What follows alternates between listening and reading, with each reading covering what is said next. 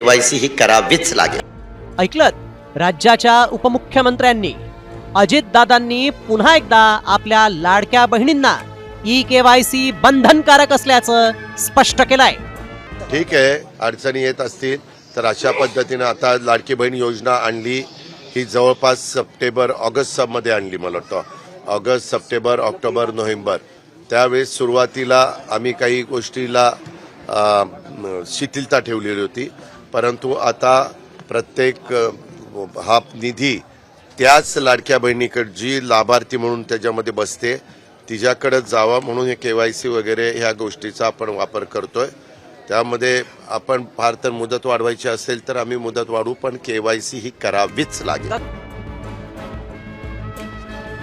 लाडकीच्या खात्यात सप्टेंबरचा हप्ता जमा झाला असला तरी ज्या लाडकीची ई-केवायसी झाली आहे त्याच लाडकीची दिवाळी गोड होणार आहे.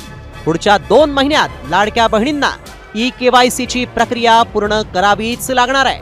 मात्र प्रत्यक्षात ई-केवायसी करताना लाडक्या बहिणींना अनेक किचकट अडचणींना सामोरं जावं लागतंय. गावखेड्यात तर मोबाईलला नेटवर्क नसल्यानं लाडक्या बहिणींना रात्री 2-2 वाजेपर्यंत जागावं लागतंय, तर दिवसा नेटवर्क अभावी वेबसाईटच चालत नसल्यानं लाडक्या बहिणीची डोकेदुखी वाढली आहे.